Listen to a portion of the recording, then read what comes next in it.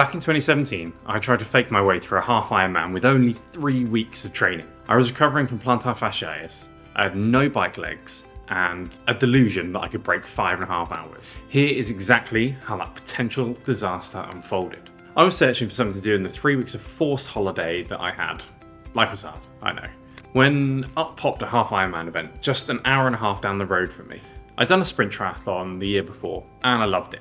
So why not try and go 4 times further? I entered it without much thought, looked at the pancake flat bike course and the hilly run and set myself the target of going under 5.5 hours. Race entered, goal set, now to come up with a real plan.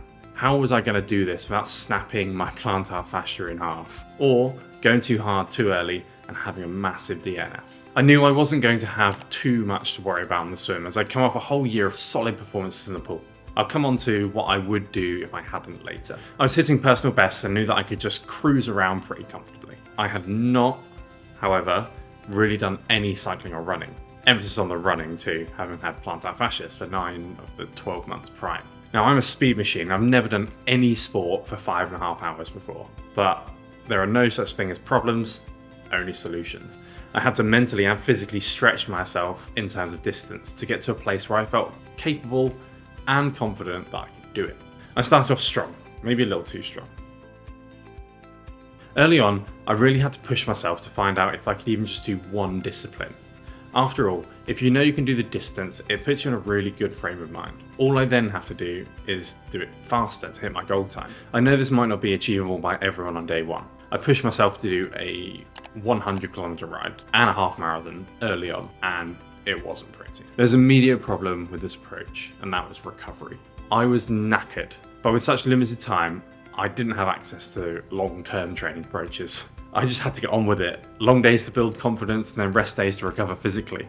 My focus here was on maintaining a few long rides, with the thought process here being on keeping the pressure off my feet and joints, using cycling to really help build my base endurance up to then help me through the running phase. I planned to swim 30 minutes, ride for 3 hours and run 2 hours. So the run was going to be fairly steady off the back of my, I think it's 1 hour 32 minute PB. I was also using these rides to practice taking on gels whilst riding. I know, the novice in me, but these things are really good to do early on when you're not used to it. After a week and a little recovery, I moved on to phase 2. I decided that I needed to focus on nutrition and the feeling of having good legs off the bike. There were lots of hills on the run course. It was essentially 8 laps up and down a hill. I started this phase with a hilly, easy half marathon, taking on 3 gels to make the most of energy levels. Overall, the run was a little faster than the benchmark I did in phase 1 with the same average heart rate. The hills didn't help though, when did they ever, right?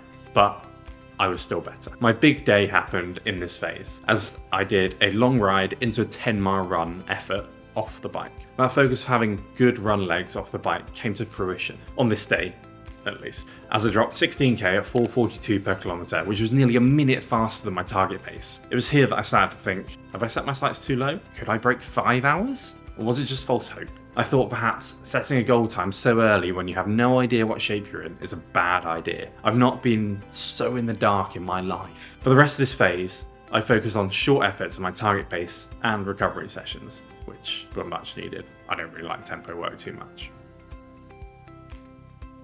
I started table with some efforts in the water. It's my comfortable place. I was going to drop my volume in this final phase, but I wanted to keep some really short efforts in there early on.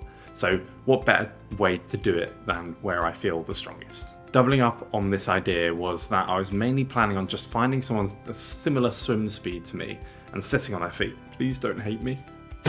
Also in this phase, baffling to me too, I went out with the cycling club and did some hill reps. Don't ask me why. VO2 efforts 5 days before a race, not ideal. Not to mention that one hill rep had as much elevation as the 90-kilometer course that I was doing. After a few sessions of checking my kit in open water and TT bike on flat roads, I went through all the prep of getting my kit together, shaving my legs, and looking beautiful for race day. Now, when it finally came around, I was as ready as I was going to be, confident that I could do the distance, happy I could do the pace, but still unsure if I could do them all back to back. I started off well in the swim, finding one sacrifice that I could hold on to so that I didn't have to sight too often. Getting onto the bike, I got overtaken a lot, but I just stayed calm and powered through to give myself some time in the bank. The run started as the sun came out, and I had to power up and down that hill 8 times. Thank God I did all those hill reps on the bike the week before, so I knew what a hill looked like.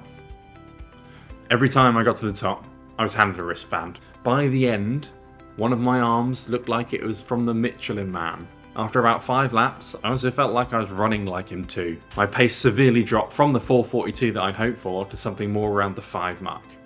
It wasn't pretty. There was a lot of groaning up that hill the last 2 times, but it was all worth it in the end. I finished in 5:01 and 5 seconds. Happy that I smashed my 5:30 target, but you know, as a human being, I was also disappointed that I didn't go under the 5-hour milestone, having been so close to it. But what would I do differently now, and what do I suggest if you do something crazy similar?